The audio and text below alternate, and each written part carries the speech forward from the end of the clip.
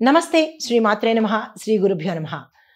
June నెల 9వ తారీఖు 2025 సోమవారం నాటి పంచాంగం ప్రకారము శ్రీ విశ్వావసునామ సంవత్సరం ఉత్తరాయణం గ్రీష్మ ఋతువు జ్యేష్ఠమాసం శుక్లపక్షం. ఈరోజు సూర్యోదయ సమయము తెల్లవారి 5:44 సూర్యాస్తమ సమయం సాయంత్రం 6:46. ఈరోజు తిథి త్రయోదశి ఉదయం 9:35 వరకు ఉంది. తదుపరి చతుర్దశి తిథి ప్రవేశము. నక్షత్రం విశాఖ మధ్యాహ్నం 3:22 వరకు. తదుపరి అనురాధ నక్షత్రము. ఈరోజు వర్జము రాత్రి 7:56 నుండి రాత్రి 9:42 వరకు. దుర్ముహూర్త సమయము మధ్యాహ్నం 12:41 నుంచి 1:33 వరకు. తిరిగి మరలా మధ్యాహ్నం 3:17 నుంచి సాయంత్రం 4:09 వరకు. రాహుకాలం ఉదయం 7:22 నుండి 9 గంటల వరకు ఉన్నది. తదుపరి యమగండ కాలము ఉదయం 10:37 నుంచి మధ్యాహ్నం 12:15 వరకు.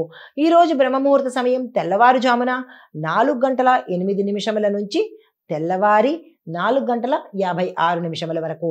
తదుపరి అమృత ఘడియలు తెల్లవారుజామున 5:40 నుంచి ఉదయం 7:27 వరకు. అభిజిత్ ముహూర్తం మధ్యాహ్నం 11:49 నుంచి 12:41 వరకు.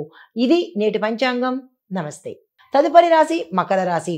ఈ రాశి వారికి పారిశ్రామిక రంగంలో ఉన్న వారికి మాత్రమే మంచి అవకాశాలు వచ్చే దిశ కనబడుతోంది. కొంత ఒత్తిడితోనూ ఫలితాల పరంగా కొంత లాభంగాను మిశ్రమంగాను మీకు ఉండబోతోంది. కుటుంబ పరంగా చక్కగా ఉండబోతోంది. మిగతా అన్ని రంగాల వారికి కూడా మిశ్రమ ఫలితాలే గోచరిస్తున్నాయి. అయితే పరిహారంగా శనిగ్రహ అర్చన చేసుకోండి. నల్ల తెలలు అంటే నల్ల నువ్వులు దానంగా ఇచ్చినట్టయితే విశేషమైన ఫలితాలు పొందుతారు. తదుపరి రాశి కుంభరాశి.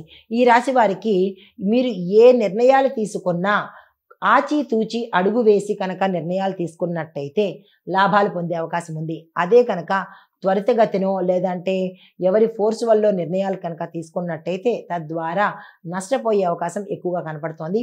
అధ్యాపకులకు ప్రశంసలు దక్కుతాయి. అయితే పరిహారంగా ఈరోజు శివనామ స్మరణ చెయ్యండి. శివాలయానికి వెళ్ళి స్వామివారికి మీ పేరిట అభిషేకం చేసుకున్నట్టయితే కొంత సానుకూలంగా ఉండే అవకాశం కనబడుతోంది. తదుపరి రాశి మీనరాశి. ఈ రాశి వారికి కష్టపడితేనే పనులు అయ్యేటట్టుగా గోచరిస్తోంది. ఏ పని చేసినా లేటు కానీ అంటే జాప్యం జరగడం కానీ లేదా కార్య విఘ్నం కానీ జరిగే అవకాశం కనబడుతోంది. జాగ్రత్తలు తీసుకోండి. అయితే కుటుంబ పరంగా చూసుకున్నట్టయితే కుటుంబంలో భార్యాభర్తల మధ్య తగాదాలు వచ్చే అవకాశం కనబడుతోంది. బంధుమిత్రులతో విభేదాలు వచ్చే అవకాశం కనబడుతోంది. వ్యాపారస్తులకు నష్టాలు వచ్చే అవకాశం ఉంది. కాబట్టి ఈరోజు ఈ రాశిలో ఉండేవారు ఎటువంటి పనిని తలపెట్టకుండా స్తబ్దుగా ఊరుకుని ఈ రోజును గడిపించే ప్రయత్నం చేసినట్టయితే కనుక అన్ని విధాలా శ్రేయస్సుగా ఉంటుంది. మీకు చెప్పదగిన పరిహారము రాహుగ్రహ కేతుగ్రహ ఇద్దరికి శాంతి చేయించే ప్రయత్నం చేసుకోండి. అశ్వత్థ వృక్షానికి పూజ చేసుకున్నట్టయితే విశేషమైన ఫలితాలు పొందుతారు. ఇది మేషాది ద్వాదశ రాశుల వారికి చెప్పదగిన గోచార రీత్యా ఫలితాలు సూచనలు. నమస్తే.